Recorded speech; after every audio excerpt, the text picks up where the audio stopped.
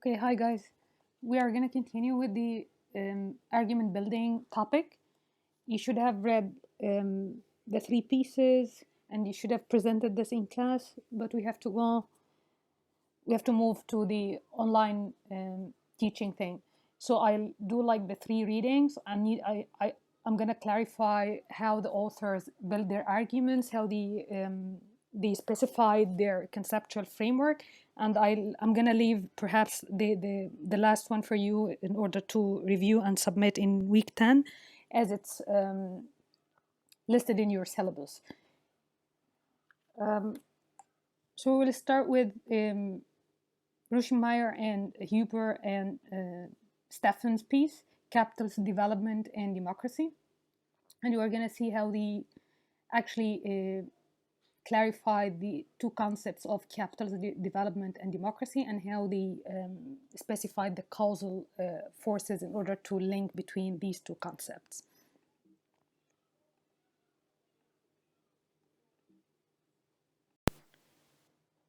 So here, as it appears in slide 3,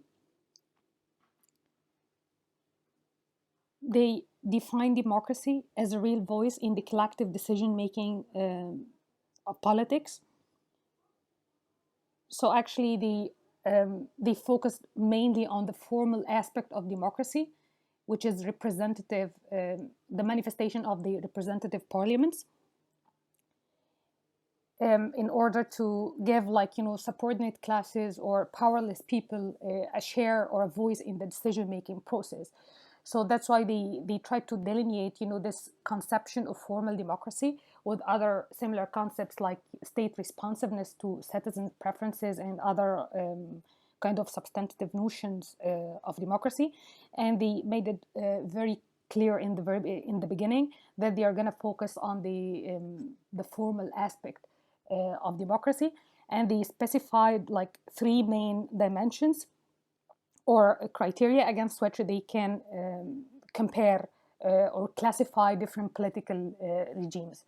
So the first dimension is responsibility of the state before a representative parliament. The second dimension is regular and fair and free elections. And the third dimension is freedom of association and expression, and the extent of the universal or of the elections or the universal suffrage. So the first 2 dimensions actually they represented the essence of democratic governance, and the third one constitutes the exercise of democratic power. And along these dimensions, they can classify different regimes or to distinguish between democratic regimes and other regime types. They actually refer to 3 main political regimes: authoritarian, totalitarian, and constitutional or oligarchical ones. So the authoritarian regimes, these regimes are kind of rated 0 on the first 2 dimensions. So they don't have like responsibility, the state or the government is not responsible before a representative parliament, and they don't have regular, free, and fair elections. Totalitarian regimes, that they actually very low on the 3, they actually rated very low on the 3 dimensions. So they don't have like any kind of responsibility of the government. They don't have like elections. They don't have like any guarantees of political and political rights like freedom of association and expressions.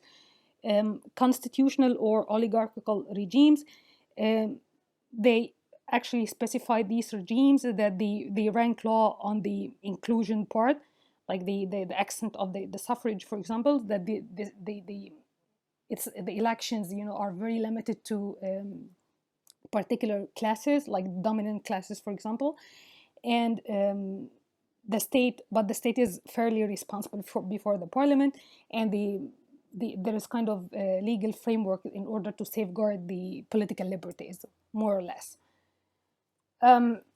So they specified clearly what they mean by democracy, and they focus mainly on the formal element of democratic governance, and they differentiate between democratic regimes and other types of democratic regimes, that they might share some of their features, of the democratic features.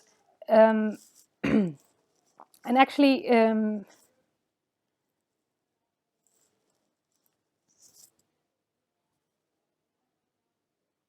so by focusing mainly on this kind of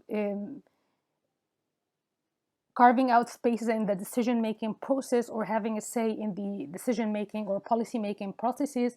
So they focus mainly on the balance of power in society, or the democracy is not possible if it doesn't like lead to any kind of real distribution of power um, in a given society. Because like they mentioned, like, this kind of socioeconomic power or privilege, class privilege, will be always there, and it cannot be eliminated. The only thing like democratic governance would do is kind of offer kind of counterbalanced relationship between different classes.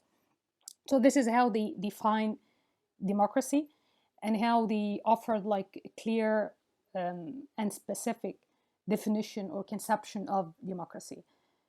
So they don't actually offer like, or they didn't actually give a space for offering conceptual or developing like conceptual framework for capitalist development, but you can actually make a deduction from the three chapters. So they focus mainly on the implication of industrialization for social transformation. So they basically focus on the shift in the properties or the ownership, the mode of production, and how this would affect the social relations, and again the balance of power between different social forces and social groups, and how industrialization or modernization led to increasing level of urbanization, and offered some space for organizational or increased the organizational capacity, especially for working classes, because by building like extensive industrial bases, so they need like working class in order to work in the factories, for example. So they learned how to organize themselves. So the industrialization or modernization offered space for working class in order to organize itself in like trade unions or whatever. So that it offered more kind of organizational capacity to working class or to subordinate classes. And modernization as well, or industrialization, led to improvement in means of communication and transportation. So it added like one more layer to organizational density, or strengthen the civil society organizations, as they mentioned. So they focus mainly on the implication of industrialization and capitalist development for kind of radical or significant social transformation, and how this kind of conflicting interests or class interests that emanated or resulted from this transformation of economy or the mode of production offered some possibilities or opportunities for democracy by strengthening the subordinate classes and weakening mainly the landowners. So as I'm going to discuss like how they conducted the literature review, so they made it they managed to like to clarify how they actually built on more analysis, or more emphasis on agrarian class relations, and how the very existence of social classes or particular class that would feel like their interest, its own interest will be threatened by any kind of democratic rule, would resist or prevent the emergence of democratic governance. So the elimination or the transformation from feudalism to capitalism, it actually weakened the agrarian classes or the landowners, and it offered some space for cross-class alliances, as we're going to see how they build their own argument. So they depicted their own model as relative class power, model of democratization. So by focusing mainly on the balance of power, or the relative power relation between different classes, and how the conflict of the class interest and the kind of organizational capacity would open possibilities for democratization, which actually resulted from this capitalist development and contradictions of the inherent contradictions of industrialization and capitalist development.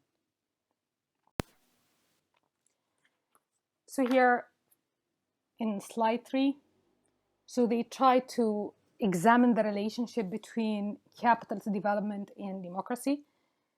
And they went through like very like organized process in order to examine the relationship between the two concepts. So first they highlighted how it's kind of contested relationship between capitalism and democracy because of ideological confrontation, or different reactions from political theorists in the 18th century, and then empirical cases that complicated this relationship in the 20th century, and how like two main research traditions, quantitative and qualitative analysis, they offered like, you know, they complicated this relationship between capitalism and democracy, and it became even more like, you know, inconclusive. And then how they positioned themselves, and they offered kind of criticism to the existing literature.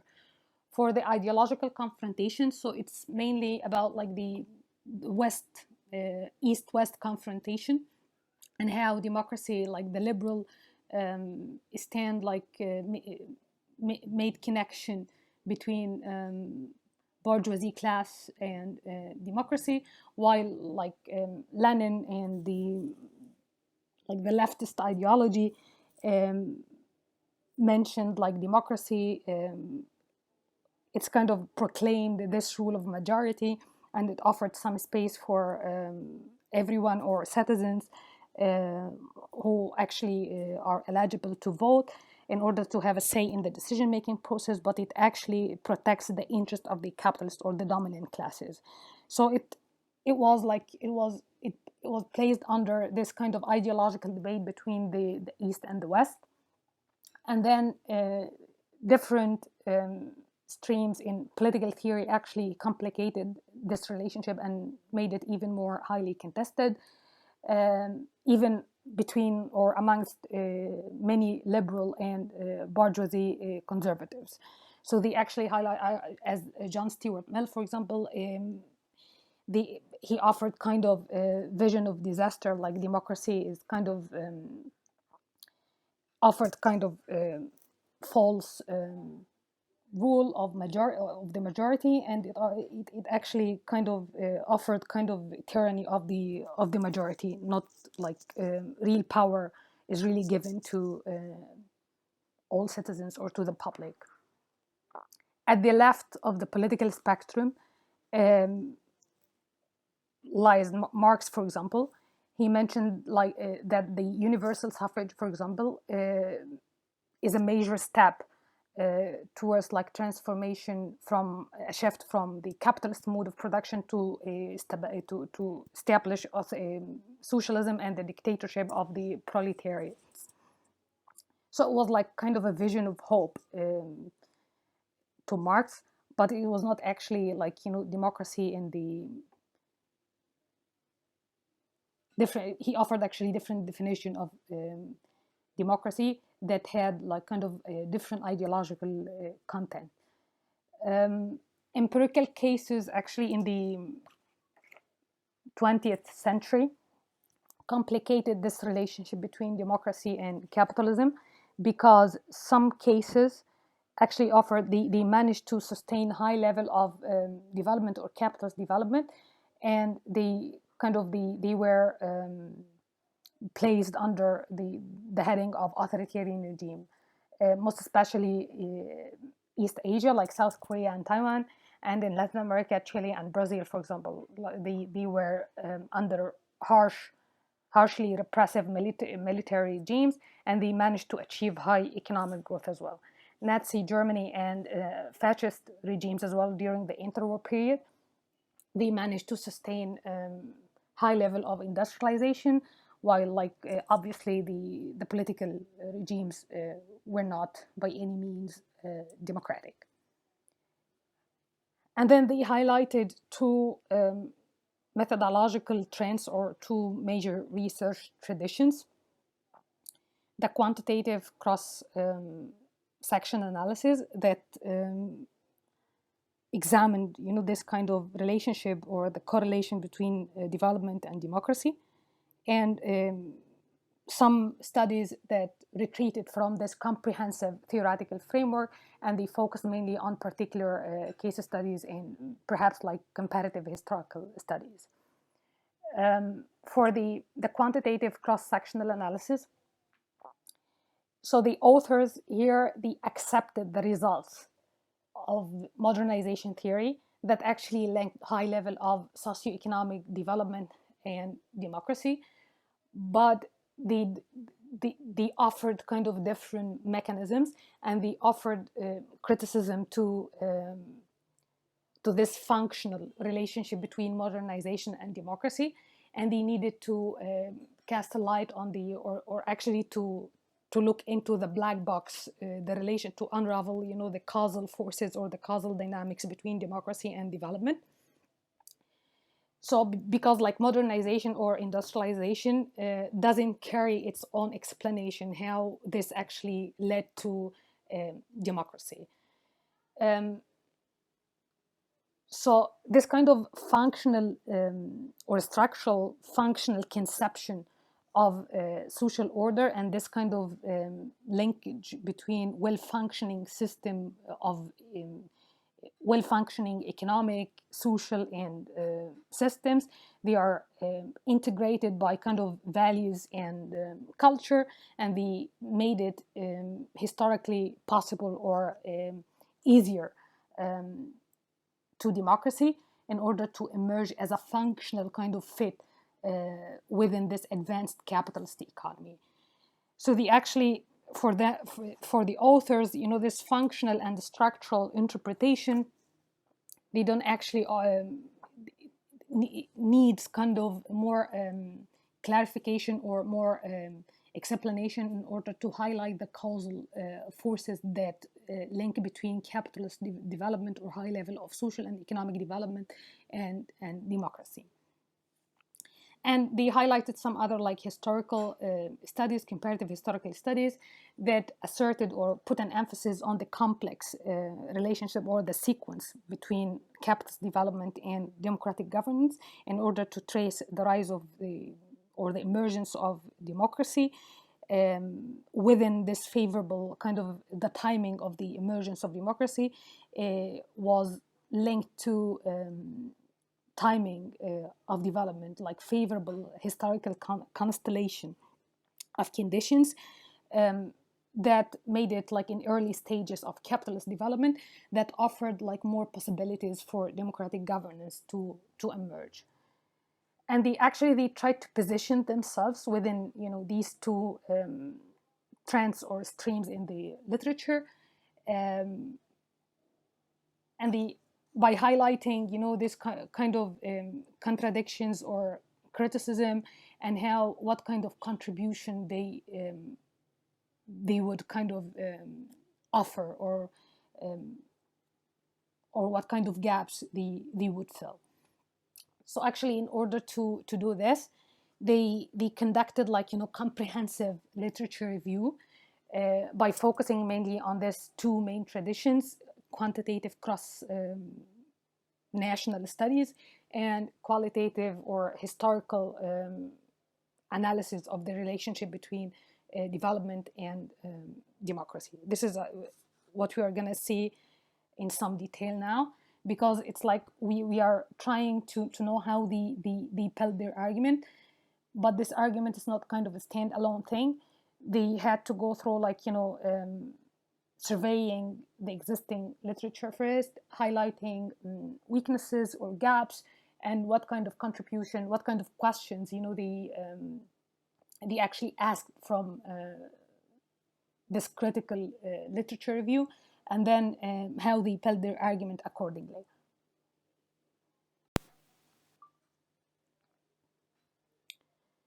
So here for the quantitative cross-national studies, so they agreed, as I mentioned, they agreed on the basic findings, but they offered different mechanisms, because they mentioned like this relationship, like the quantitative methods or the quantitative studies, they made like this correlation between democracy and development, but they didn't actually unravel the mechanisms or the causal, they didn't highlight the causal or explain the causal chains between development and democracy. So they started out by um, Lepst by his emphasis on modernization and tolerance. So actually the study compared between European and Latin American studies in order to examine how social changes and different class interest or different class conflict offered some space for democratic governance or democratic rule to emerge. So he focused mainly on modernization and tolerance. So basically, he mentioned how industrialization led to increase in the level of wealth and communication and equality and per capita income. That these factors are pretty much associated with the education and the emergence of the middle class. So high level of modernization and the industrialization led to some sort of discrepancy in the distribution of wealth between the rich and the poor. And the rich, for example, they are they felt threatened by democracy because like their privileges or their advantages by allowing participation of the lower classes or the poor people in decision-making process will be undermined or threatened. And this kind of arrogant, as the study mentioned, like this arrogant attitudes for the part of the rich people, it did feed into this resentful feelings of the poor people. And the emergence of the middle class, as like it emanated, this kind of middle class was a product of the process of modernization and industrialization. It became the main kind of carrier of democracy or democratic ideas, because the middle class by nature, at the study, like assumed kind of moderate. So the middle class automatically the existence of the middle class, which is like by definition moderate, they would push for democratic governance. And then Cartwright, the study like offered or highlighted the interdependence between political institutions or the emergence of more complex and advanced political institution and high level of social and economic development. So the main idea here is how modernization or industrialization would lead to greater division of labor and structural differentiation in economy and society. And this kind of social differentiation or structural differentiation demanded more complex and specialized political institutions that actually paved the way for representative democracy or political representative institutions to emerge.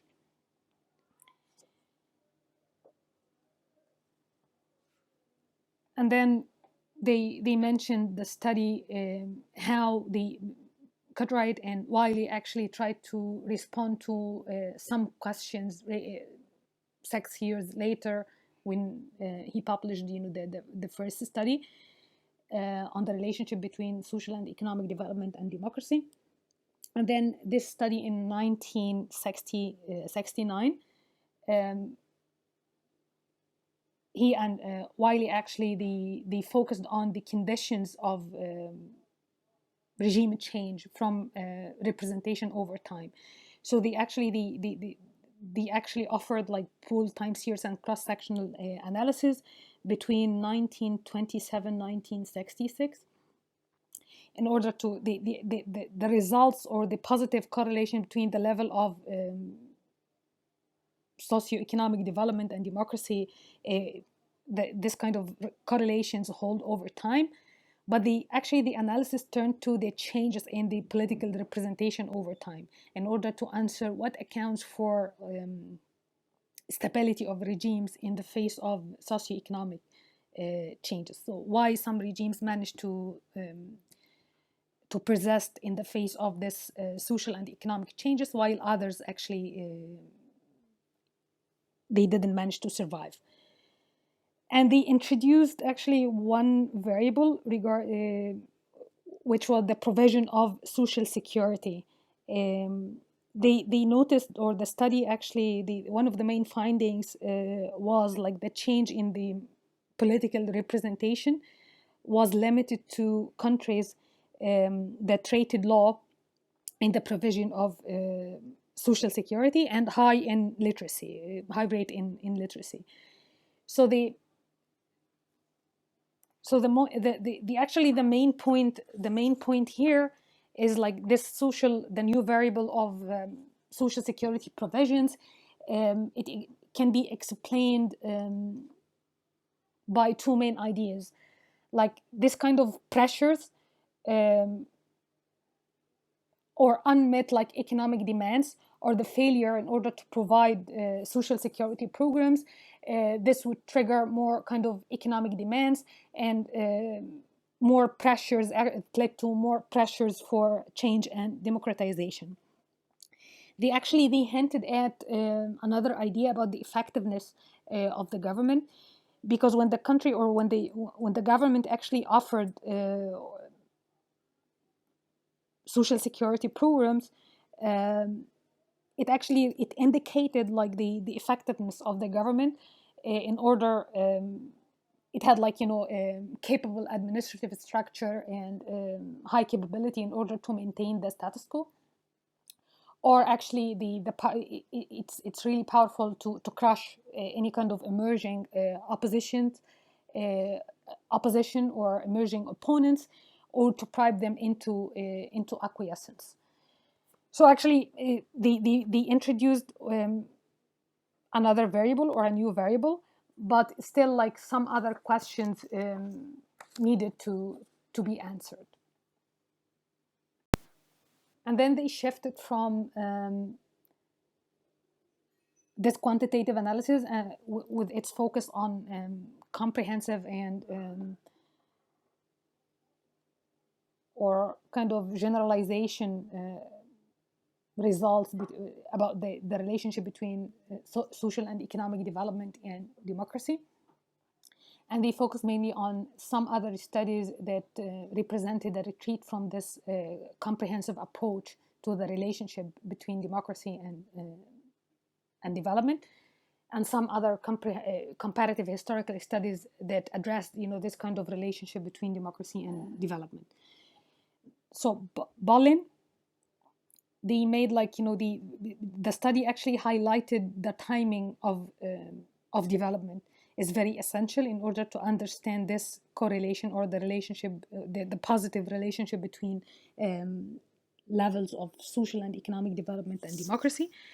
And according to this study, like democracy linked up or bound up to, with the historical conditions of early capitalist development.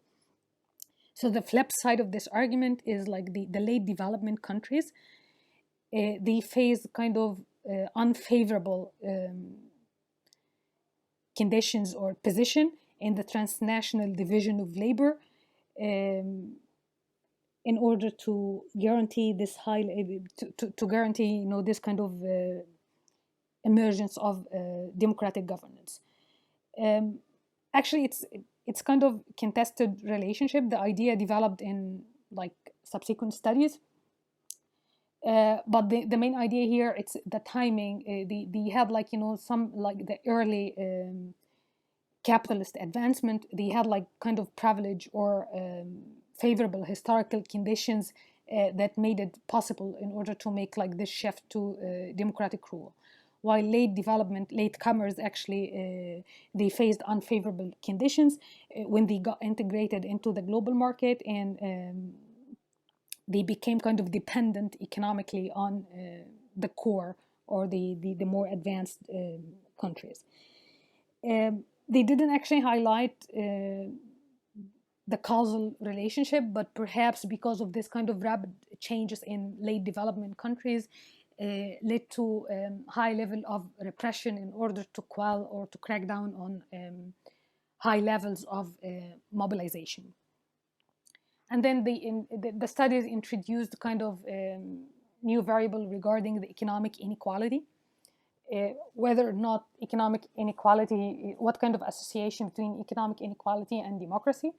And actually the no clear-cut kind of negative correlation, because when they introduced kind of other controls regarding like demographic variables or ethnic diversity or any other more controls, they actually affected this relationship. So it's not a kind of a conclusive negative correlation between income inequality. Some countries they would suffer from a high level of income inequality and they managed to sustain democratic rule, and other countries not. And then they focused on this core periphery relationship or correlation that linked actually made the correlation between late development countries and authoritarianism.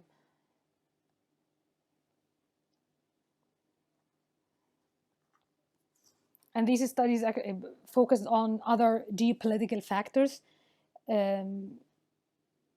like military intervention, or with the integration into global market, with the penetration of multinational corporations, for example, that affected, the autonomy of the decision-making process, and how they needed the decision makers needed to resort to repressive measures in order to protect, these kind of dominant interest or capitalist interests. And then one more study with Hanan and Carol, they introduced different variables in order to examine the relationship between, again, the levels of economic and social, or high levels of economic production and democracy. And the study actually introduced a different variable by focusing on ethnic diversity, and how ethnic diversity didn't actually only destabilize the political structure or the political form. They focus on mainly on the multi-party structure or multi-party political structure.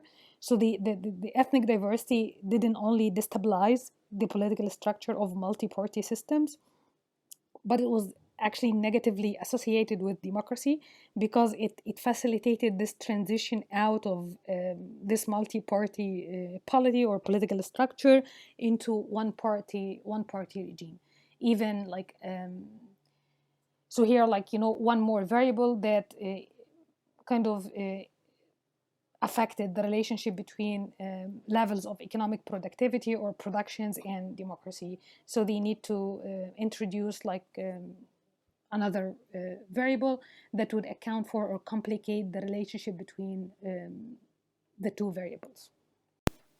Yeah, and the most important like studies they focused on and they actually built on it was like the more study on the social origins of dictatorship and democracy. Actually more examined this relationship between democracy and development. He offered kind of comparative historical analysis and examined in some detail three possible trajectories, political trajectories. He examined like mainly 6 cases, like the US, England, France, China, Japan, and India, and extensive research on Germany and Russia. The prime focus was on the rural class structure, the agrarian structure, in order to examine like the three different political trajectories that emanated from the past historical conflict and institutional kind of structure regarding like different elements or different variables related to the strength of how centralized the state was, and the relative power of urban and rural dominant classes, the repressive agrarian structure or repressive labor, and the potential collective action of peasants in the rural areas. So, and he actually, according to this kind of past historical conflict and institutional structure of these elements, he examined like three main political trajectories of communist dictatorship and fascist dictatorship and parliamentary democracy. So the conditions under which parliamentary democracy or parliamentary democratic governance emerged. So for the communist revolution, with regard to the state, it was like highly centralized state, but the relative power of urban rural dominant classes, it was like weak bourgeoisie class and repressive or agrarian structure. And the collective, the village actually offered kind of community networks and weak ties to landlords, in order that made it much more possible or easier for peasants in order to radicalize, you know, their behavior and to revolt against landowners. For fascist, you know, as another possible political trajectory, the state was strong, and he actually depicted this as a reactionary kind of evolution from above, because of the under, you know, these kind of historical conditions. The landowners or the landowning class was very kind of powerful, including the bourgeoisie. But both actually depended on the bourgeoisie depended on the state in order to support its own interests, by, for example, like, you know, for kind of protectionist measure. So the state actually controlled everything, and the state like offered kind of top-down favorable legislation and other kind of state-sponsored activities or industries. And for the rural or the agrarian structure was like still depended on repressive means, and the networks, in the rural areas, there was kind of no solidarity network, or there were no solidarity networks that made like any kind of revolutionary potential, very low for peasants. That was actually what Guillermo O'Donnell developed later. He actually extended more the results beyond the cases of Japan and Germany, in order to examine this fascist repression in Brazil and Argentina during the 60s and the 70s. So what he built on Moore's argument by elaborating more, or examining how this kind of tensions or internal contradictions of industrialization led to favorable conditions for the emergence of populist democracy, or kind of short-lived democratic experiment in Latin America that didn't, you know, this kind of democratic governance or democratic regime didn't offer, or didn't, you know, make some decisions acceptable to the dominant classes, which made like fascist repression as like, you know, or the final outcome, or the possible path in order to protect the interest of the dominant classes. And for more, the only possible like trajectory for parliamentary democracy was historically possible with the existence of independent kind of or autonomous middle class,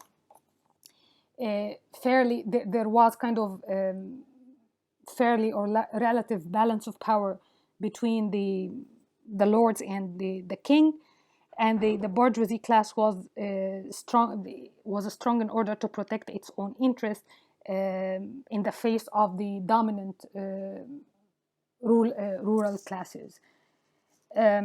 So actually, for him, the bourgeoisie class actually made or managed to not only to protect its own interest or to tell the balance of power between the bourgeoisie and the king, but also managed to entice landowners into kind of commercial interest. So that's why they pushed for parliamentary democracy in order to protect their own interest, and hence was the notion of no bourgeoisie, no democracy.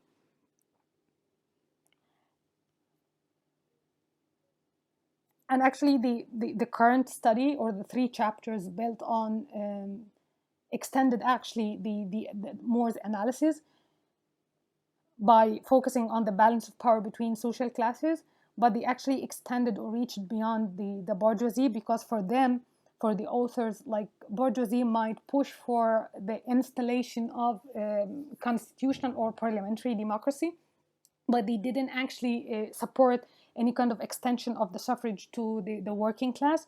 So they resisted the idea or the policy in order to integrate or to include subordinate classes or the working class into the political process. And then Skocpol, actually, she was critical, as we are going to see, when we examine some detail, his work on state and social revolutions.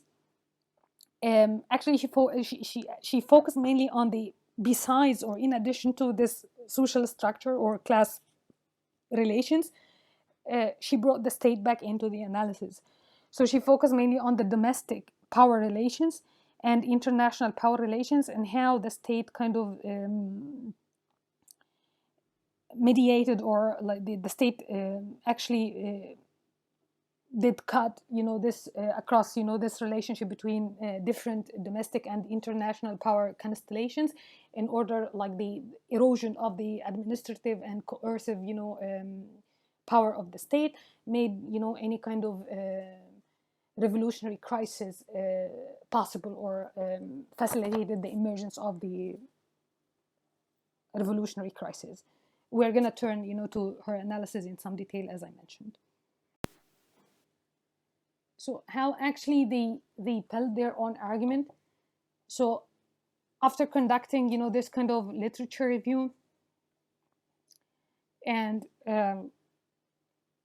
defining precisely what they mean by democracy and the implication, not exactly capitalist development as a mode of production, but actually the implications of the industrialization for radical social and economic transformation. So they tried to introduce or to build their own argument, and to introduce their theoretical, or to develop their own theoretical framework. So it's mainly like, class power, democracy and class power. It's only possible when it actually led to significant distribution of power in class in society.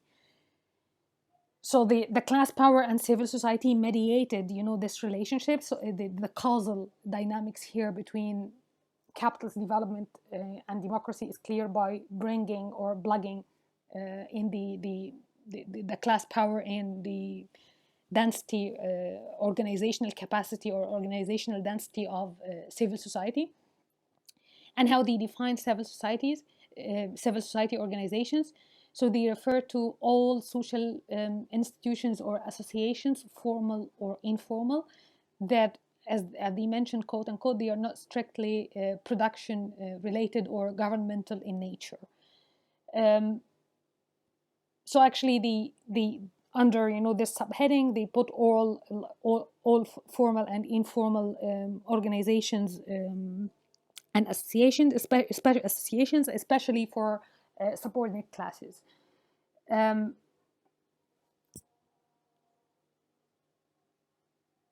So how they elaborated on this intervening variable between democracy and capitalist development and democracy, how capitalist development historically lead to democracy. So central to the main argument or the causal forces, class interest or class conflict, and for them, contrary to More, with the prime focus on the bourgeois, they focused on the subordinate classes and how they resisted the dominant interest or the dominant classes in order to push for or to establish democratic regime. So basically, they focus on the class, power, and social structure, with the dynamics between, or the interrelation or the interconnectedness between the three clusters of power. The first one is like the power, the balance of power and social structure between different classes, and how this kind of power relations or the balance of power determined the emergence and the stability and even the sustainability of democracy.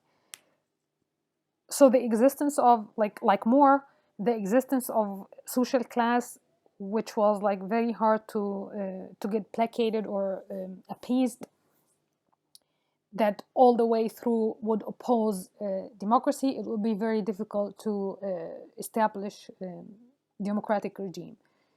So by changing, this balance of power or the emergence of new class forces that would pressure or change the class relations or the power relations with the dominant class, by organizing itself or increasing its own organizational capacity, like formation or establishing trade unions or political parties, and the forging kind of cross-class alliance with urban middle class if they feel like their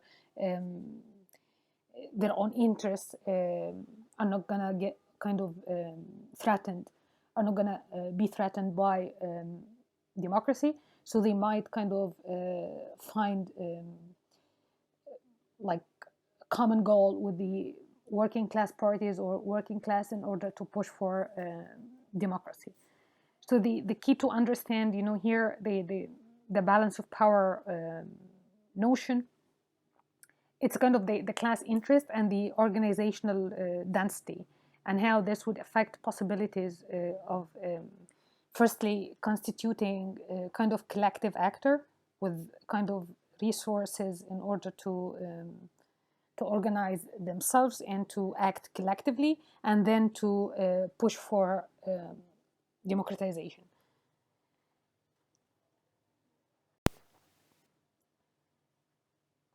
And then this kind of power or the balance of power complemented by two more kind of power configurations. The first one related to the structure or the autonomy of the state and its interrelations with the civil society or with civil society organizations, and the impact of transnational power relations, and how actually this kind of transnational power relations affected the balance of power, the domestic balance of power between different social forces or different social classes. For the state autonomy, so for them, they didn't make any argument regarding this kind of social or institutional differentiation. They focused mainly on the state as an apparatus of implementing policies and enforcing laws.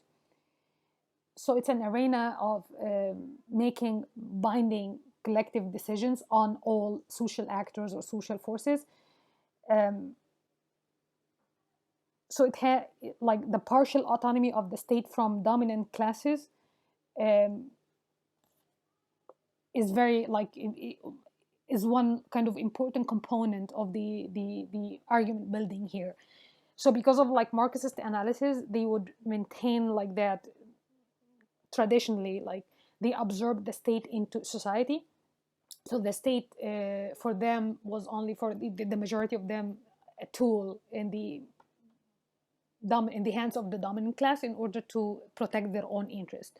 Here the argument is the state has its own autonomous, existence or apparatus on its own right, and it's kind of is although it might get affected by capital owners or managers, but it retains kind of degree of autonomy from society. Is not totally absorbed into civil society organizations. So sometimes the state, the most important thing is to maintain or to their financial capacity by extracting or collecting taxes, and to strengthen or to keep the military advantage, or to maintain its military power. So sometimes if the state faces any kind of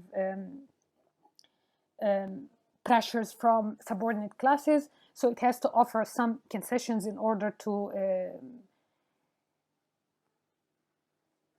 keep, or to in order to to guarantee its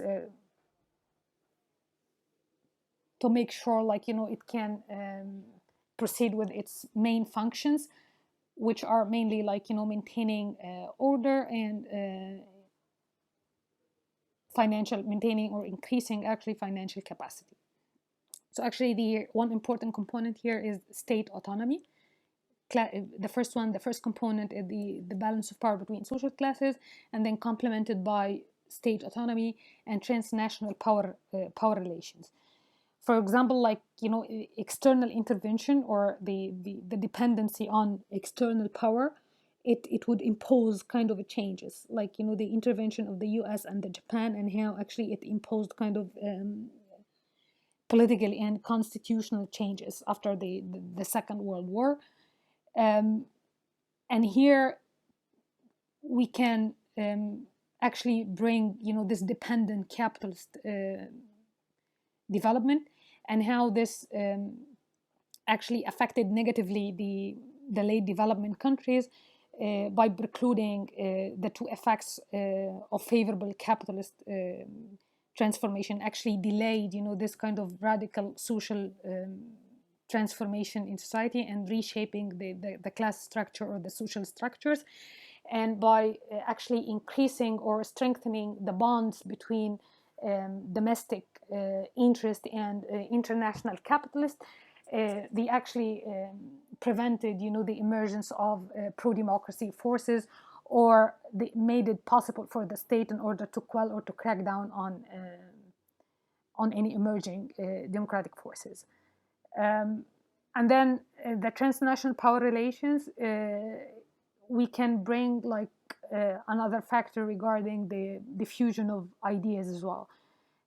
For example, fascist ideas affected negatively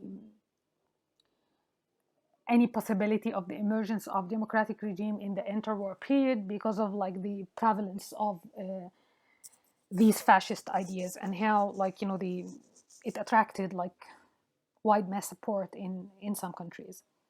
So for them, they specified the relationship between they specified the concept, they defined the concept, and then they conducted the literature review, and then how they established this relationship between capital's development and democracy by highlighting three main causal forces, that they are pretty much related to class forces or class interest or class power. So the balanced power of classes, and how this actually increased the power of subordinate classes and undermined or weakened the power of the landowners, and then how the state autonomy and its interrelations with with civil society organizations. And the third element is the transnational power relations, and to what extent it might have kind of domestic ramifications with regard to the class structure and transformation of balance of power between social classes. So the authors as well try to highlight to what extent their contribution is different from the liberal traditions and Marxist-Leninist traditions as well. So they repeatedly emphasized, they didn't attribute any kind of democratic role to the bourgeoisie class, and they focus mainly on the internal tensions or internal contradictions of the capitalist developments that unwittingly led to different or radical social or significant social transformation, or the change in the balance of power between different social forces, and offered some space for subordinate classes in order to organize themselves and to constitute kind of collective actor to push for democracy. So the subordinate classes, and most especially the working class, had a very central position in the analysis. So the question, and they didn't make like, so they didn't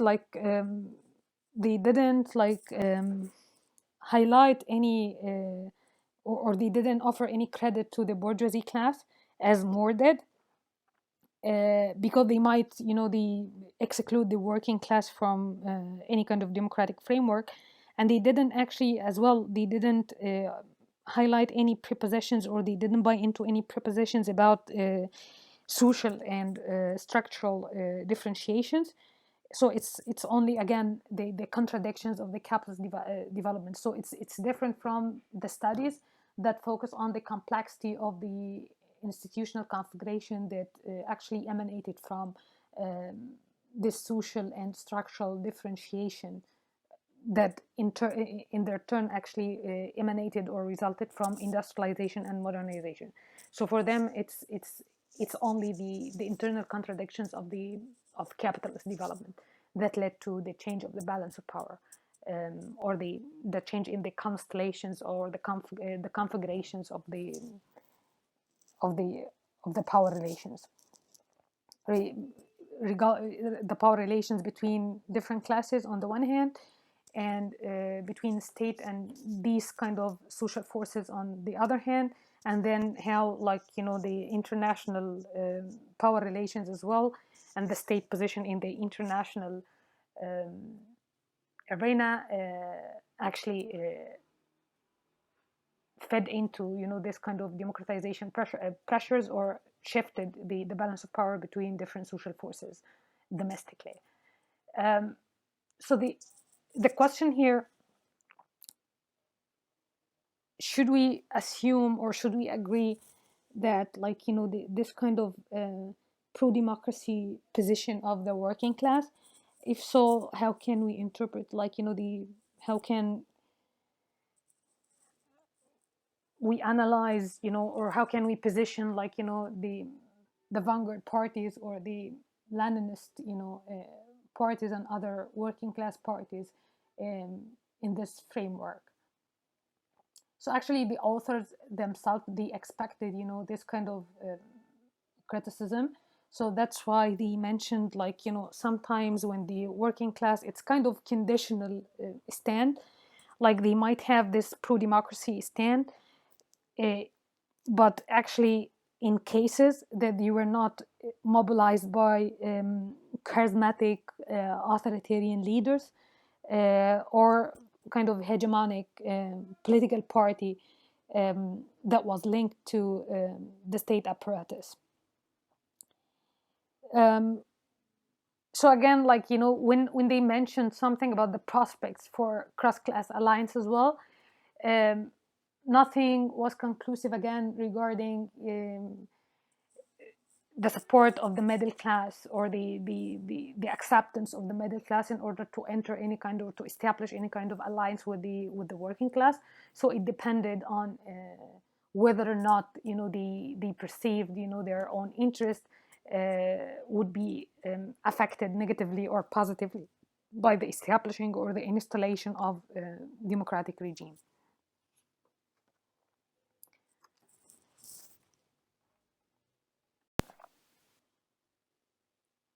So, and finally,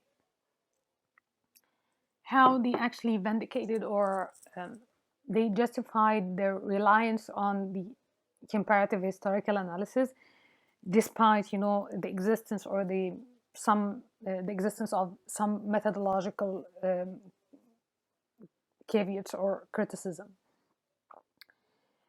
So actually they still like they departed from the findings of the quantitative studies or the quantitative analysis about the positive correlation between levels of social and economic development and democracy. But again, it's kind of a correlation that doesn't actually inform us about the causation or the causal dynamics. So for them, it's kind of these studies like suggested kind of offered some findings that needed further analysis. For example, this kind of negative association or negative effect of state strength and or centralization of power and democracy.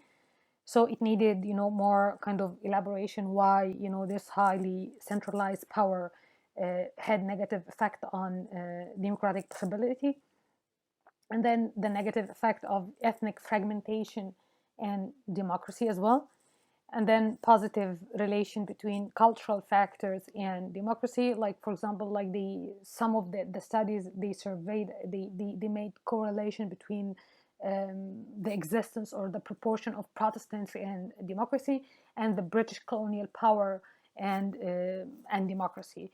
So how can we interpret, how can we explain the causal dynamics between the two variables, and the correlation or the association between social security provision and stability of political form or political structure of multi-party system, or the transformation from multi-party system to single party system. Why this kind of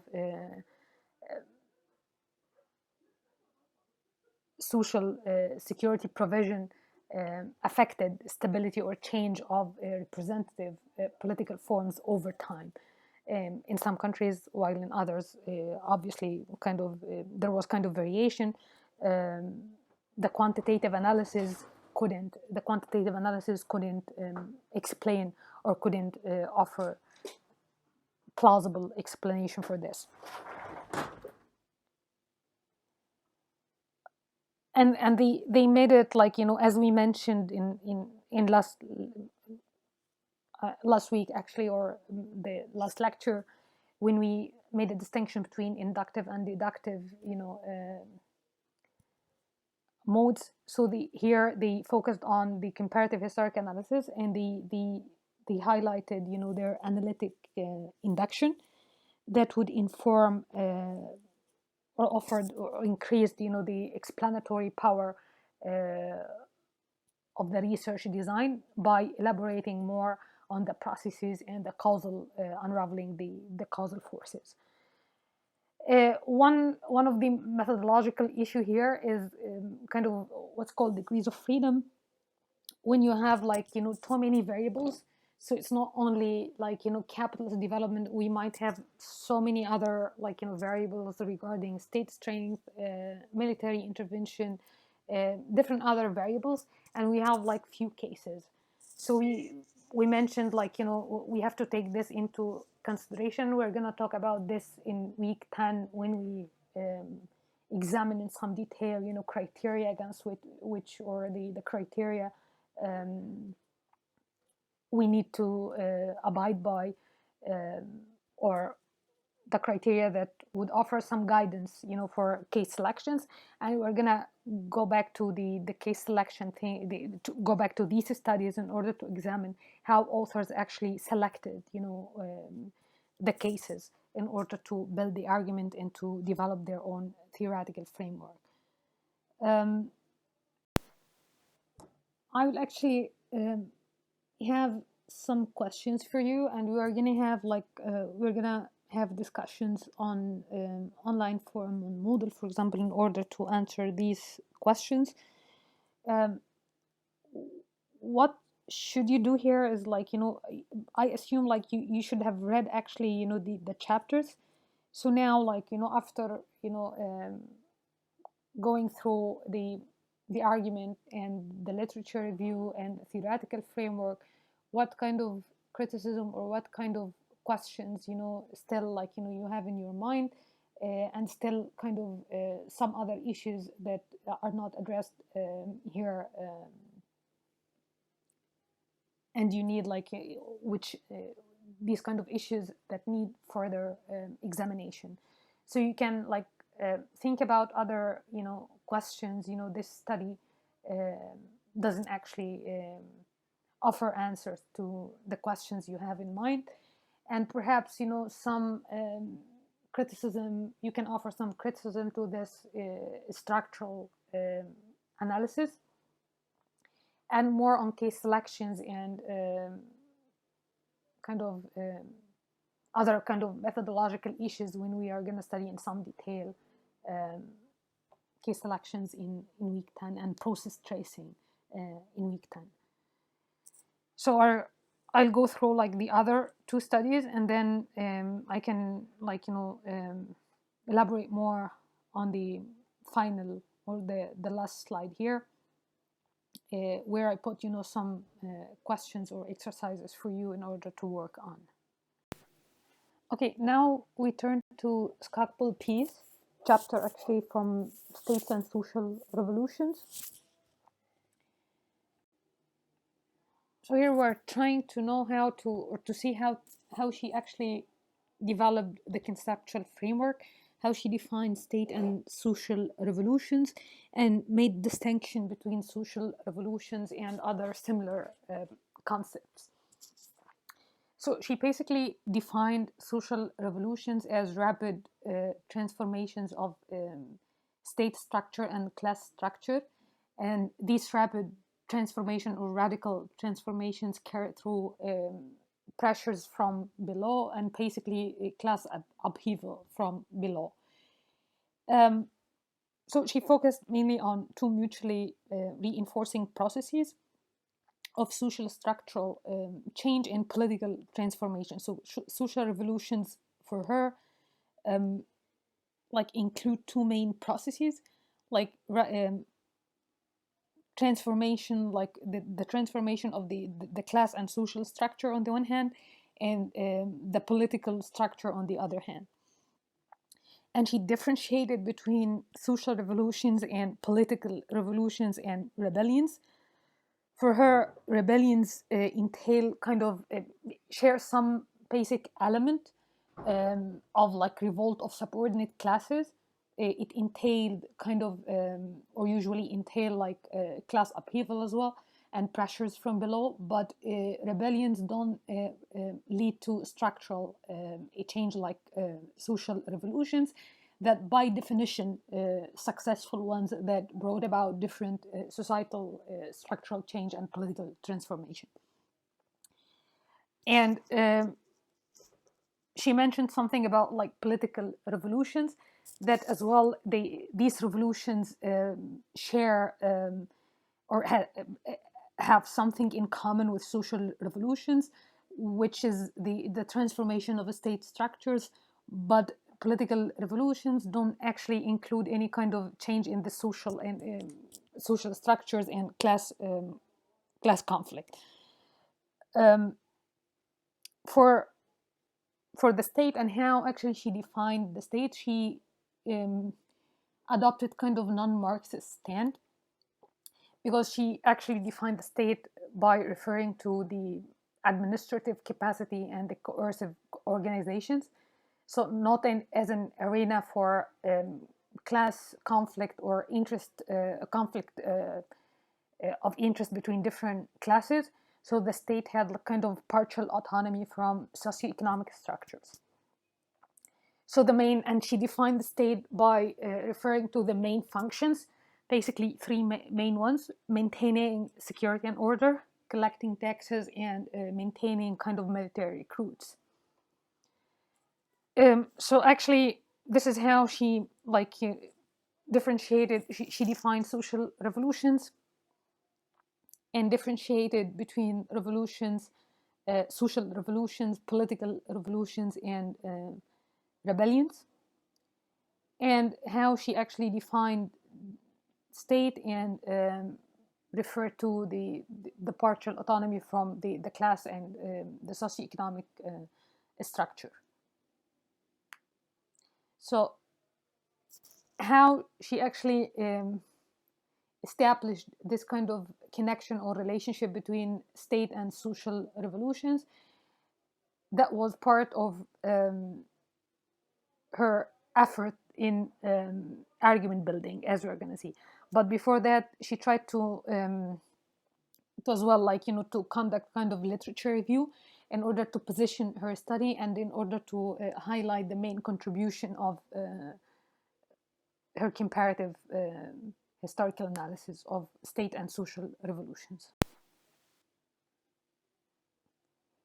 She actually referred to like three main theories or traditions that investigate the roots of social instability and political violence. Like, these studies actually study revolution as, in a sense, that it's revolution is kind of a manifestation of social instability and political violence. So some theorists try to examine or to look into the causes or the forces that actually give rise to political violence and social instability. She focused on three main like theoretical traditions: aggregate psychological ones, and macro sociological ones, and political conflict theories. And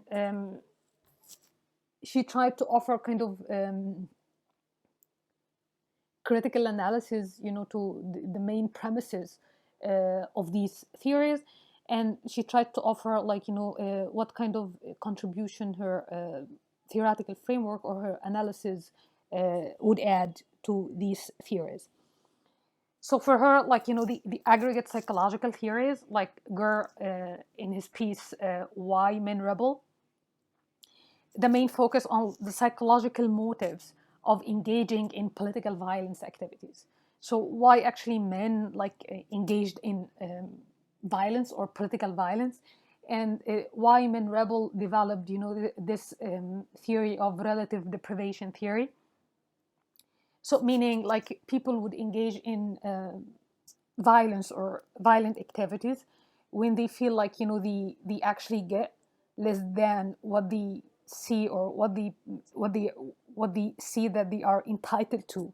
So when they actually believe like they deserve more, so actually they might, like, they feel way too dissatisfied with the status quo, so that's why they resort to violence in order to express, kind of discontent and dissatisfaction with their situation. But again, she actually, the critique she offered here, like the mechanisms, like, is the kind of the process of the transformation of this social discontent into actual violent action. This relation is not, like, the dynamics and the relations are not clear. So what accounts for, this transformation? People might be dissatisfied or feeling like, dissatisfied with the current situation, and they feel like they are entitled to, like, more rights, but they didn't actually, this didn't, or historically, like, didn't automatically lead to the transformation of their discontent or plight into actual violent action. So that's why, like, political conflict theories, they highlighted or asserted or emphasized, this role of organizations in order to offer, like, more resources or organizational capacity in order to transform this discontent into actual political action. So for political conflict theories, she referred to Tilley's book, From Mobilization to Revolution. And revolution here was kind of a special case of collective action. So he actually tried to investigate the dynamics of collective action, and revolution was kind of a special case of different forms of collective action, starting from, like, demonstrations and riots, whatever, or strikes, and then social mobilization, and then, like, the kind of the ultimate manifestation of this collective action or contentious behavior was the revolution. So actually, when contenders they fight for ultimate political sovereignty over the population in order to have control over resources and coercive apparatuses. So that's why they might kind of carry out a revolution in order to advance their own program, in order to establish their control over government. So it's kind of a prolonged situation of struggle or creating multiple sovereignty that eventually lead to the displacement of existing power holders and establishing different political regime with revolutionary ideology and wide mass support. But for Skocpol, like both theories actually neglected the structural transformation. So they focus mainly on the like psychological motives and like what kind of resources that enabled constitution of collective action in order to take over power without paying or actually abstracting away from this structural transformation thing. And then she mentioned something about this macro psychological account or theory of system and value consensus theories as elaborated by Johnson's revolutionary change. For this sociological account, revolution is not a special event or a special type of political event like political violence or collective action. So it's actually part of like they adopted this macro psychological approach to societal integration and structural change. For them, like a social system, a functioning social system, quote unquote, it's kind of a consistent set of institutions that express and specify core societal value orientations in norms and roles. So it in turn like legitimize or delegitimize authority. So it's kind of functioning social system that include different institutions with different kind of value and orientations and different roles and norms. When like revolutionary crisis or when like existing this kind of functioning social system comes into crisis, what happens actually was kind of disorientation or disjuncture between these kind of existing environment and value, the value orientation and the norms and the roles. So it's kind of social revolutions will be needed in order to resynchronize, this social system's values and environment, in order to bring values and environment together again. So violence might be used as a tool or like purposive strategy in order to change the social structure. So like value reorientation here and like bringing again like together, blending or bringing together the environment and the social systems values and norms is essential to revolutionary social change and re-establishing political legitimacy. But like for her, like as we're gonna see, like these kind of social revolutions, and it's the social revolution is more than reorientation or resynchronization between values and social systems values and social systems values and environment, because like for her, like revolutionary crisis just like emerged more than, it's not like deliberately made by actors.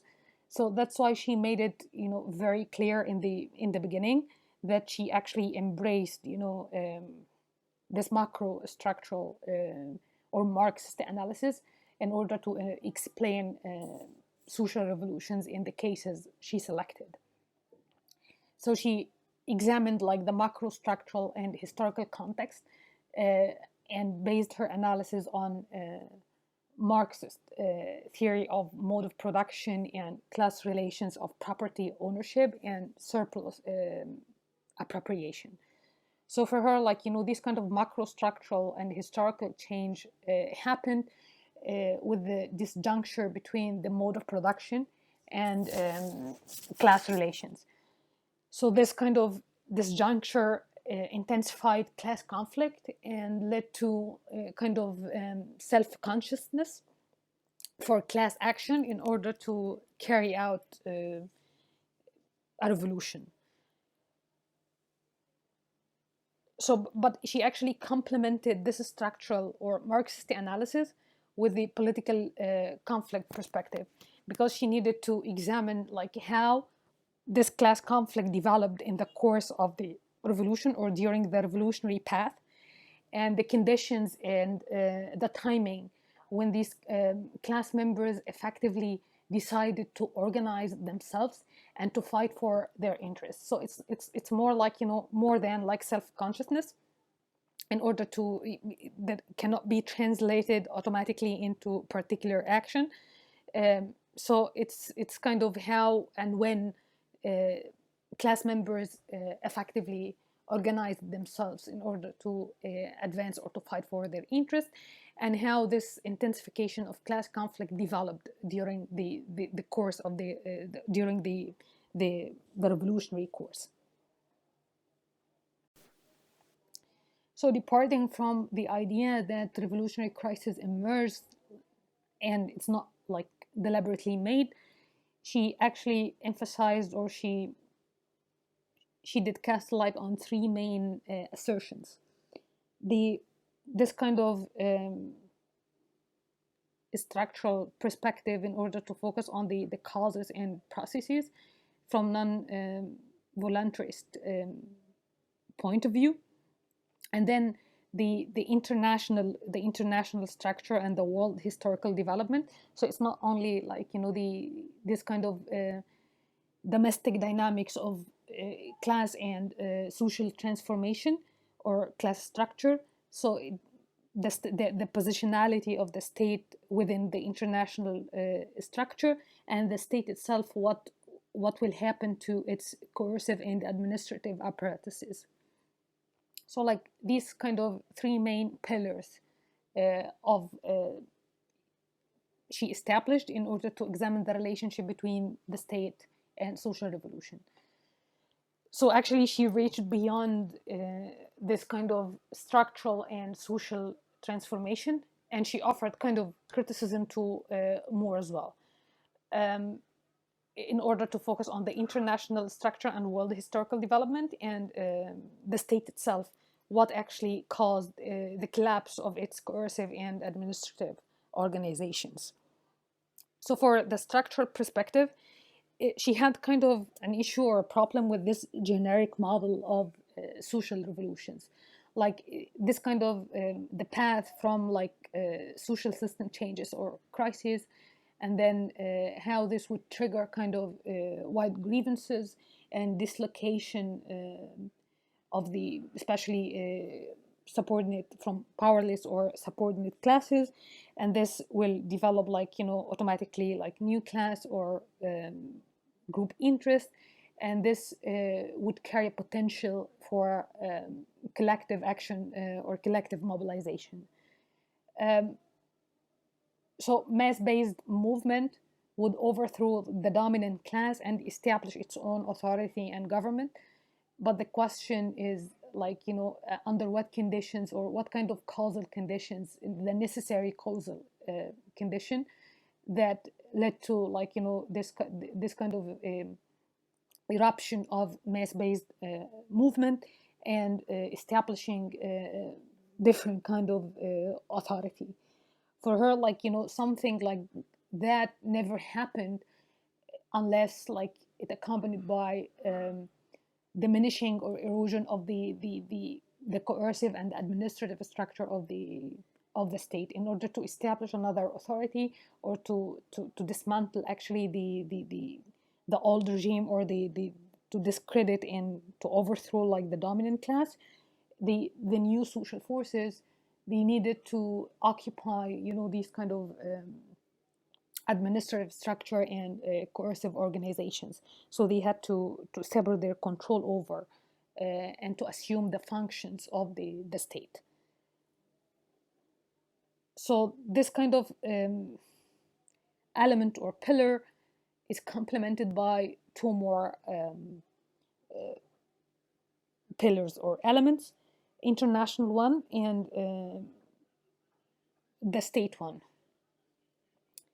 So the international structure and world historical development, she actually shifted the focus away from domestic and modernization factors, like how modernization would led to actually advancement of transportation and communication in order to bring different forces together and to create their own organizations and spaces in order to pressure or to organize, revolutionary action that would overthrow the existing incumbent government or the existing government in order to establish their own one and advance their own program.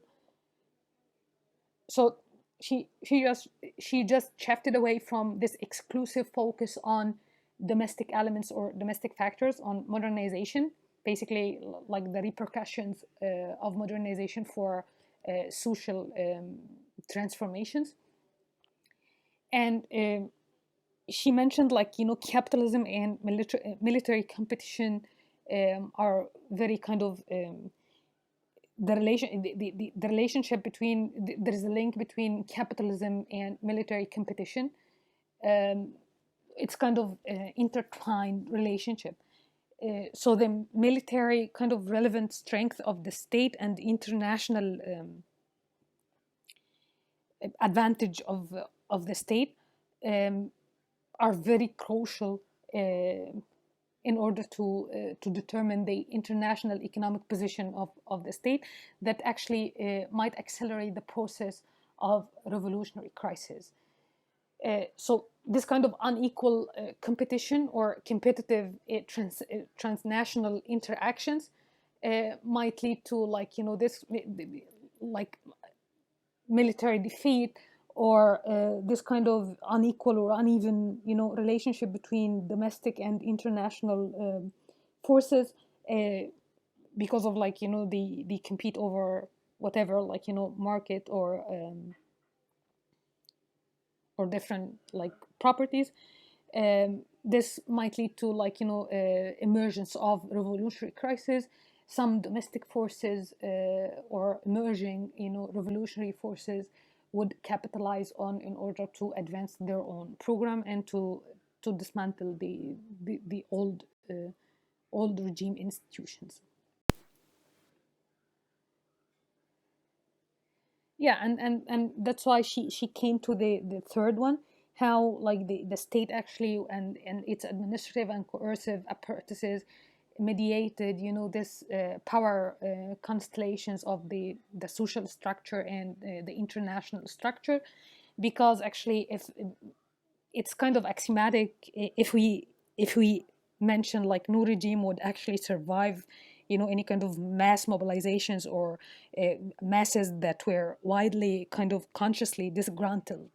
So but nothing would make real social revolutions possible or successful social revolutions without dismantling these kind of organizations, administrative and coercive organizations. If the state is powerful enough, so the state might crack down or smash actually the revolutionary forces by its military capabilities and its administrative efficiency.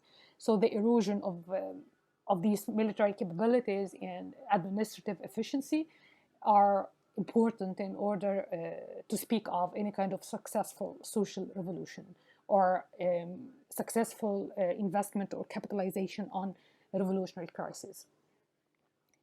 So these kind of contradictions, of the state of old regime and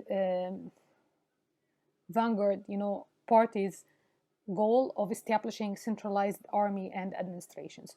So again, they might have their parallel regime. They might have their own, like the revolutionary forces or vanguard parties.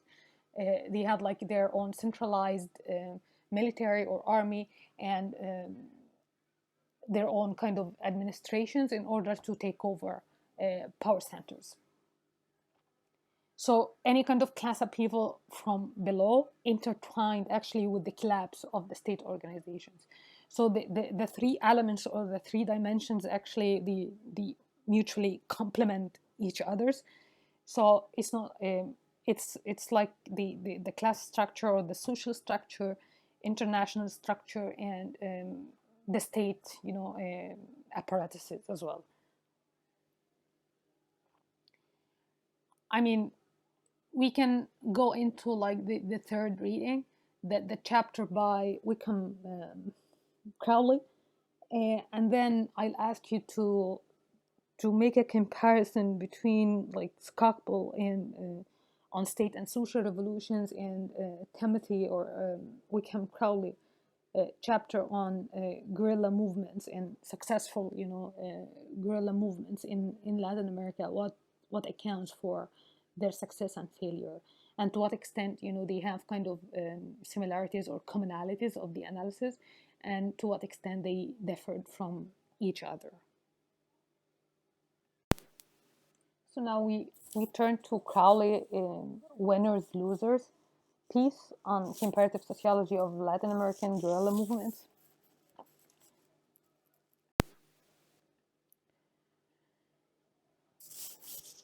So actually, the chapter didn't like offer space for like this kind of conceptual development.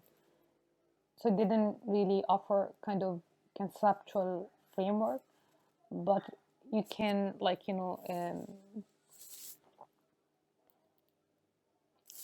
by reading the chapter, you can come up with what kind of concepts the chapter tried to elaborate on.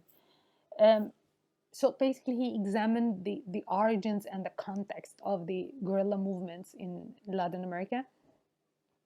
So he focused mainly on the symbolic and ideological revolutionary ideas, and how like the socialist revolution in Cuba like had significant impact or demonstration effect across Latin America, and actually inspired other movements or paramilitary movements in order to undertake their own revolutionary act. And he actually, so he focused on the symbolic and ideological elements of these movements, and how like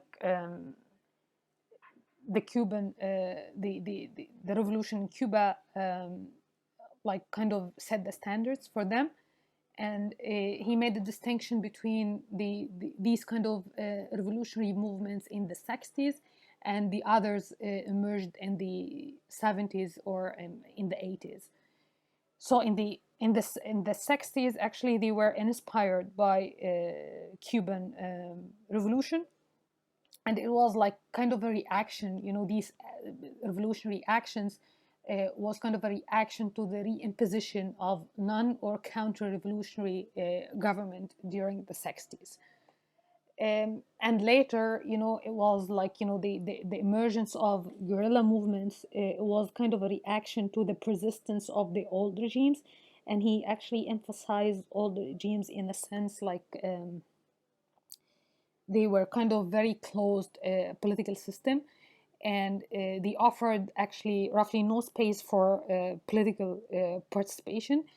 And this kind of old regimes actually, the persistence of the old regime actually offered space or incentives to disaffected intellectuals or marginalized political elites in order to articulate their revolutionary or instill their revolutionary ideas in their societies, basically in Colombia, Nicaragua, El Salvador, and Guatemala.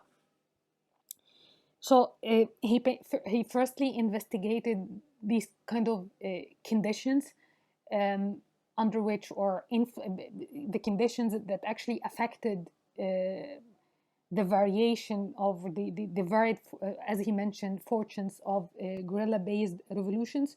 So why some movements manage to successfully to seize power. This is like the main criterion of successful guerrilla movement, how to seize power, and the others actually didn't manage to seize power. Um, and he claimed that the chapter tried to fill a gap in the literature, because the literature tried to tackle or to address these kind of guerrilla movements in a journalistic and non-comparative manner. So that's why he tried to offer kind of comparative sociological approach to investigate the variation of success and failure of these movements. And he made a distinction between two time periods, like in the 60s, right after the Castro's revolution in Cuba, and how like the 26th movement actually managed to overthrow Batista. And later, in the 70s, the successful case of Nicaragua, when Sandinista put an end to Somoza, put an end to the rule of the Somoza family dynasty in Nicaragua. And then, he actually tried to examine, why guerrilla movements in Guatemala and El Salvador and Colombia and to some extent Venezuela didn't manage to reach, to arrive at this level of reaching or seizing power. And then like two cases that represent actually the failure of the guerrilla movements in Bolivia and Peru. So now, how he actually established this kind of causal forces. um, he focused mainly on the three main social preconditions for the expansion and success of guerrilla movements in seizing power. So in order to reach power or to discredit the incumbent government and to establish their own political authority, these movements needed to get kind of social penetration or expansion and some kind of support from the wide masses. So he focused mainly on the support from peasants and like the military strength of these movements, and how the third factor or the third precondition was kind of mass loyalty, how these movements managed to shift the mass loyalty in order to discredit or to strip the incumbent government of of its legitimacy, or the old elites of their legitimate position, in order to establish their own political authority and their own legitimate position. So for him, the peasant support, he focused mainly on this kind of alliance between intellectual leaders and peasant rank and file. And for him, it was like this kind of alliance between between the two forces. It was kind of a necessary but not sufficient condition, by highlighting these kind of alliance between intellectuals and peasants happened in Bolivia and Peru, but actually it didn't take them farther during the 60s. So in order to understand or to establish variation in peasant support, he actually mentioned it's not only the support, but it's perhaps the quality and the kind or the proportion of the support. So to what extent the peasants were willing to offer kind of supply information, food, or they might be, or they were willing to act as guide or occasional militia, to undertake kind of occasional militia duty, or to get incorporated into full time, as to be incorporated into their kind of guerrilla armed force, army, as a full time combatant. So it's kind of the sustainability and the reality of the sustainability of the support and the reality of peasants are kind of essential in order to offer support to guerrilla movements to sustain its insurrectional activity or violent actions. And like these kind of variations in support are the variations are pretty much linked to the conditions that contribute to this variation. So he focused mainly on four factors like agrarian structure, dislocation, rebellious culture, and access to peasant resources. So these actually four factors would determine the sustainability and the quality of the support. So for him, the structure, the agrarian structure, so some kind of structure triggered this zero-sum conflict between peasants and landowners.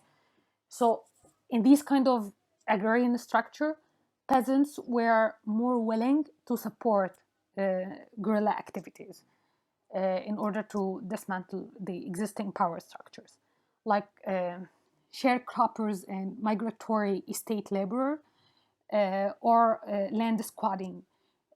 These kind of a structure, they didn't have, peasants didn't have something to lose. So that's why they were willing, to, it's kind of either, peasants or landowners. So that's why they were willing to support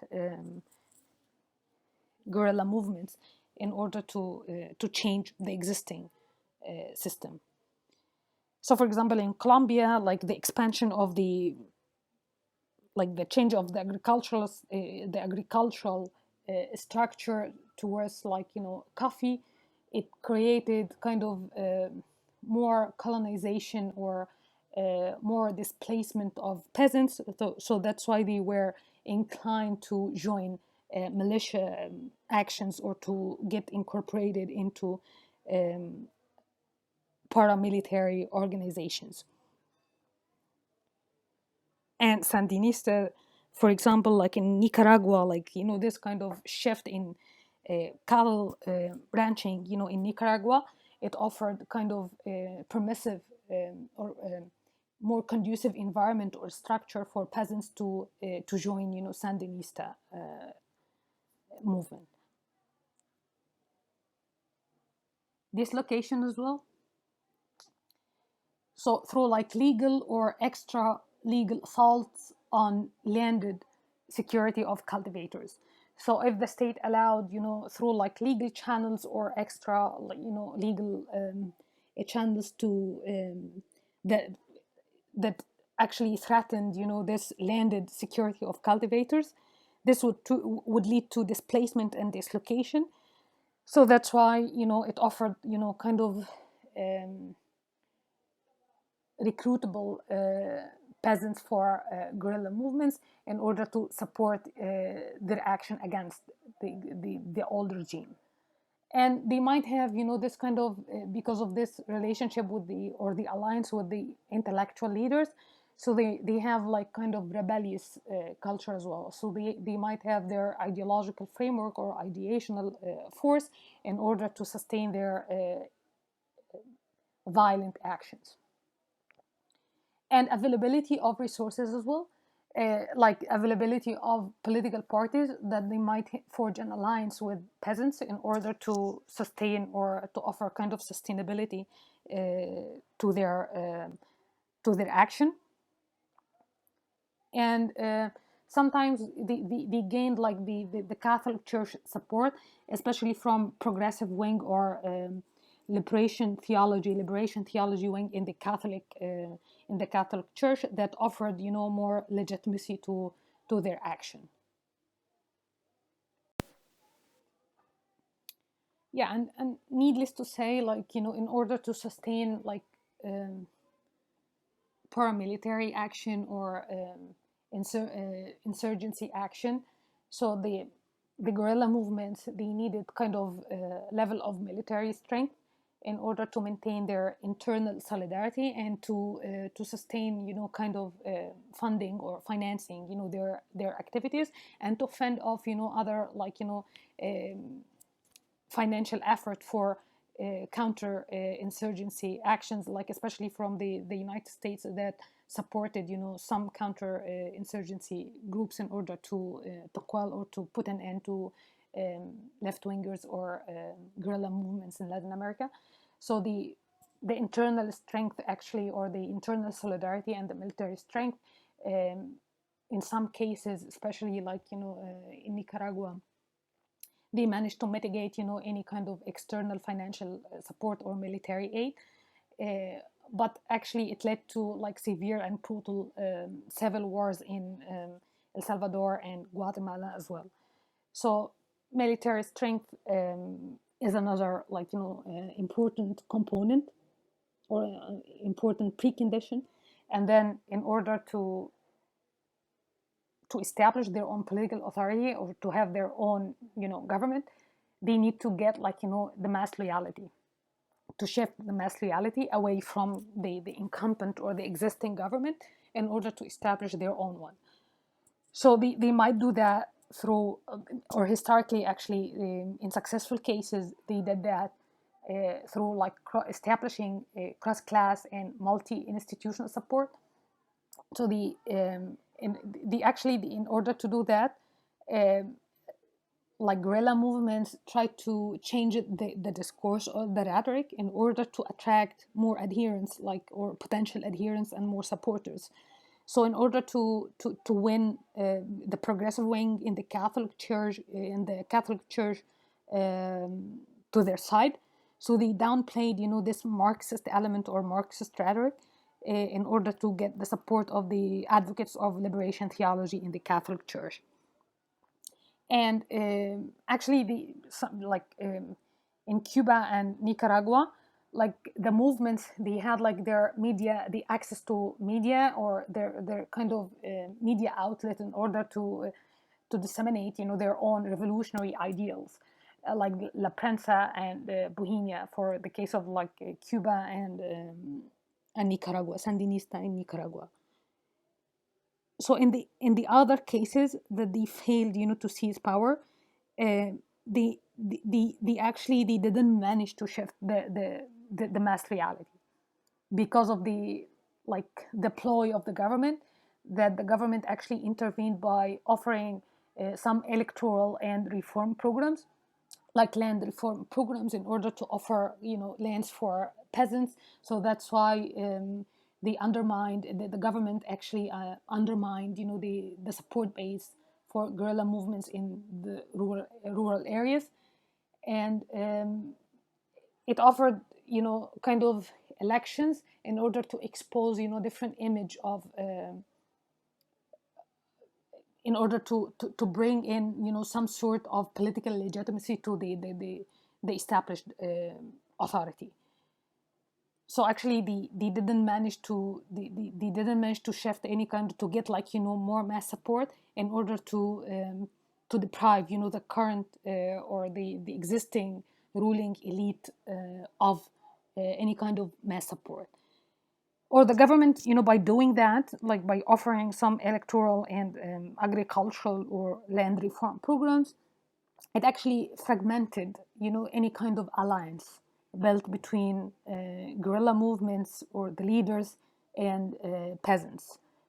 So actually, and in some cases, especially in the cases that the countries descended into brutal civil wars, the government or the political establishment actually distorted the image of the guerrilla movements by not only by retaining, legitimacy, but actually depicting, the guerrilla leaders as terrorists, because they placed blame on these movements for kind of terrorist actions and high, casualties, especially amongst civilians.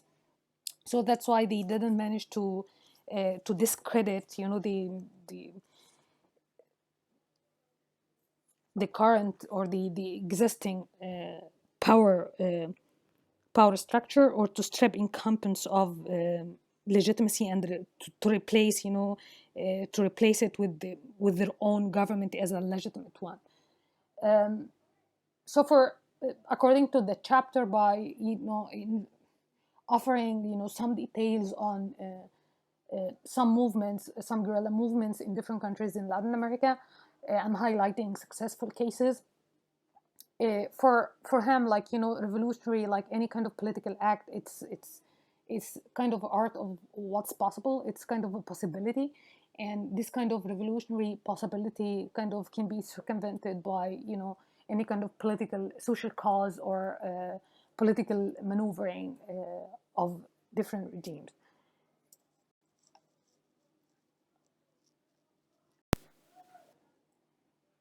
So this is how like the three pieces try to build like a compelling argument and to establish kind of a relationship between two concepts, and to offer, as we mentioned, causal mechanisms that would link the independent and dependent variable. So you have after these 2 weeks, I cannot it's still a seminar, so I don't know how I'm gonna run this online. So the only possible way for us is to kind of to have online forum on Moodle. It would be part of your participation, so it's graded. So we can have open to kick off kind of discussion regarding these readings. So you have after these 2 weeks, I post on Moodle some questions, but you need to think about any kind of criticism or points of weakness, like these studies in the 3 studies actually try to they actually overlooked, and you need to this would trigger more thoughts or bring some questions to your mind, and you need to investigate more. And from this criticism and highlighting these kind of points of weakness in the 3 studies, so you can formulate your puzzling or research questions in light of the critique you will offer. And then the last thing, I leave it for you to think about. It's kind of the similarities and differences between Skocpol and Wickham-Crowley analyses.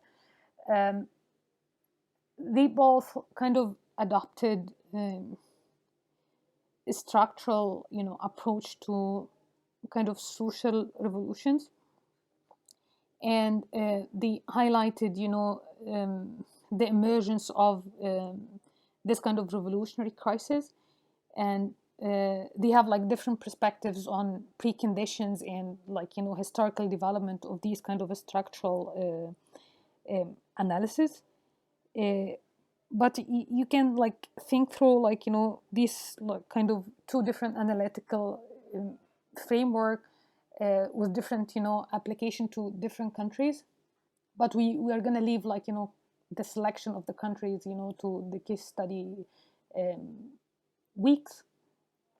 But now you need to think about these similarities and differences between Skocpol and Crowley analysis with regard to social revolutions. What kind of to what extent they highlighted the or the advanced kind of conceptual framework in order to investigate social revolutions, how they defined these kind of social revolutions, how they explained the emergence of this revolutionary crisis, what kind of factors they both neglected or they put an emphasis on, and what kind of criticism you might offer to these 2 studies. And obviously all like the 3 studies, they actually adopted or embraced this kind of structural analysis to to social revolutions or successful like guerrilla movements in the case of Skocpol and Crowley, and the structural analysis of the relationship between capitalist development and establishment of democratic regime in the case of Huber and Steffen's book, or the 3 chapters we investigated. As I mentioned, we will get back to like the same studies, like the 3 studies again, to highlight case selections and process tracing. Like this will be in week 10. And as agreed, in the lecture, as it was agreed, actually, I should have like addressed or highlighted or explained in some detail the systemic vulnerability article. And you should have like elaborated or presented the 3 pieces I did in this lecture. So it's kind of the opposite way around now. I did like the 3 pieces, and you will do like the article on systemic vulnerabilities and the emergence of the developmental state. So this will be like the subject of your review, which is due in week 9, as it's listed in your syllabus. You should follow the same steps. So what's developmental state, how the authors actually define this, and what kind of analysis, how they build their arguments, and what kind of critical review they offered to the existing literature in order to bring about kind of different variable or different concept in order to analyze the emergence of the developmental state. But this will be like actually after the 2 weeks I'll post some more instructions, but you need to think through like the exercise here, like the 3 questions I offered, and then we can go in some detail, like, or to go into an argument on online forum on Moodle. Okay, I leave it there, and I'm looking forward to receiving your questions and to have like more kind of online interaction. Yeah, bye.